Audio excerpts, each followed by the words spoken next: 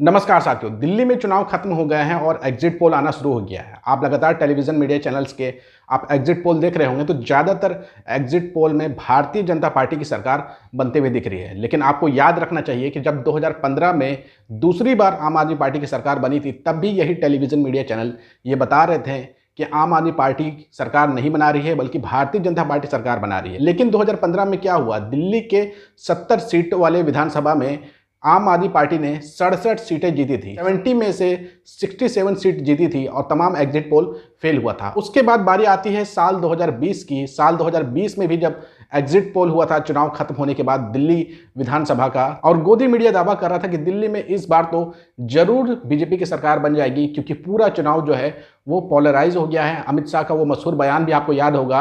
उन्होंने कहा था कि ईवीएम में इतनी जोर से बटन दबाइएगा कि शाहीन बाग वाले को करंट लगे। लेकिन करंट किसको लगा था? भारतीय जनता पार्टी को। और जब रिजल्ट सामने आए तो 70 सीटों में से आम आदमी पार्टी ने 62 सीटें जीती थी और भारतीय जनता पार्टी 8 सीटों पर सिमट गई थी। उस वक्त भी गोदी मीडिया का मुंह उतर गया था और तमाम भारतीय जनता पार्टी को चाहने वालों का भी चेहरा उतर गया था। और अब 5 साल बाद 2025 में जब विधानसभा चुनाव हो रहा है दिल्ली का, तब भी गोदी मीडिया दावा कर रही है कि इस बार तो हर हाल में भारतीय जनता पार्टी चुनाव जीतेगी। तमाम गोदी मीडिया चैनल्स ये दिखा रही है कि भारतीय जनता पार्टी आसानी के साथ सरकार बना रही है दिल्ली में। लेकिन हमने जो एग्जिट पोल किया है, हमने जो दिल्ली के लोगों से बातचीत की है, हमारे एग्जिट पोल में ये साफ पता चल रहा है कि भारतीय जनता पार्टी सरकार बिल्कुल नहीं बना रही है। उनकी सीटें बढ़ भी रही है या जहां थे वो वहीं रुके रह रही है, वो हम आपको बता देंगे। आप अपने स्क्रीन पे हमारा एग्जिट पोल देखिए।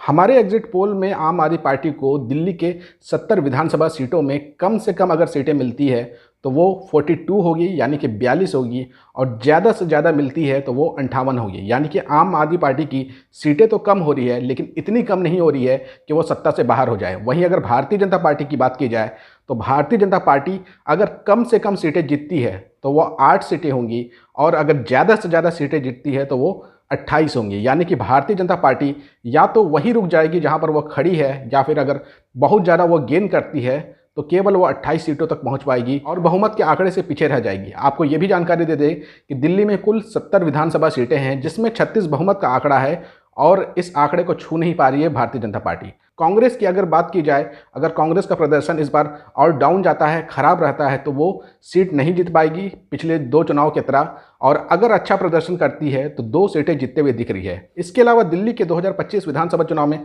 सबसे ज़्यादा अगर कोई हैरान कर रही है कोई पार्टी तो वो ऑल इंडिया मजलिस इत्तेहादुल मुस्लिमीन पार्टी है, MIM पार्टी है, असदुद्दीन ओवैसी की पार्टी है, जो कम से कम 1 सीटें जीत रही है और ज़्यादा से ज़्यादा 3 सीटें जीतते हुए दिख रही है। इसके अलावा हम अदर्स पे बात नहीं कर रहे हैं, और आपको ये भी जानकारी दे दें कि आम आदमी पार्टी की चुनाव जीतने का क्या कारण है। तो उसमें से सबसे बड़ा कारण है जो दिल्ली के लोगों को मुफ्त बिजली दिया जा रहा है, मुफ्त बस सफ़र दिया जा रहा है, मुफ्त अच्छी स्कूली शिक्षा दिल्ली के बच्चों को दी जा रही है। ये एक बड़ा कारण बना है और सबसे बड़ा गेम चेंजर जो फैक्टर रहा है दिल्ली विधानसभा चुनाव में। जो महिलाओं को 2100 रुपये देने का ऐलान अरविंद केजरीवाल ने किया था, वो सबसे बड़ा की फैक्टर साबित हुआ है आम आदमी पार्टी के लिए, और उसी का असर देखने को मिल रहा है कि 10 साल की एंटी इनकम्बेंसी के बाद भी आम आदमी पार्टी तीसरी बार सरकार बनाते हुए दिख रही है। वहीं अगर बात की जाए कि MIM ने ऐसा क्या कर दिया है कि वो अपना खाता खोलते हुए दिख रही है, तो आपको जानकारी के लिए बता दें कि इस बार मुस्लिम में एक बड़ा तबका जो है वो आम आदमी पार्टी से नाराज था और वो नए विकल्प की तलाश में था। कांग्रेस ने कोई ऐसा मजबूत प्रत्याशी नहीं दिया था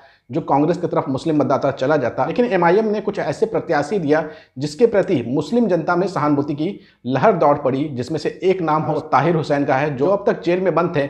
हो सकता है वो मुस्तफ़ाबाद की सीट जीत जाएं। दूसरी जो बड़ी सीट हो सकती है MIM के लिए, वो ओखला की सीट हो सकती है।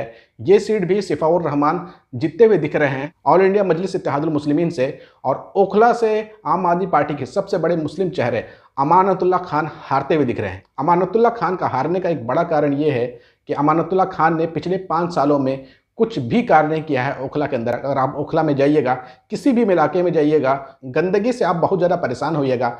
हर तरफ गंदगी बदबू आती रहेगी। अगर आप सड़क पे चलेंगे तो कीचड़ से आपका पैर भर जाएगा।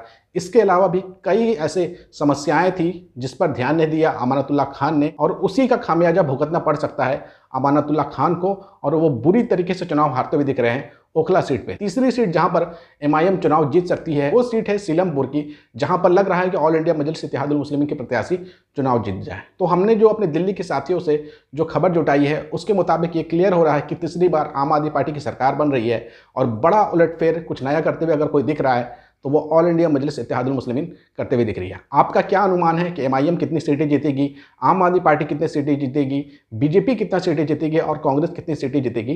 कमेंट करके ज़रूर बताइएगा और इस वीडियो को ज़्यादा से ज़्यादा शेयर करिएगा।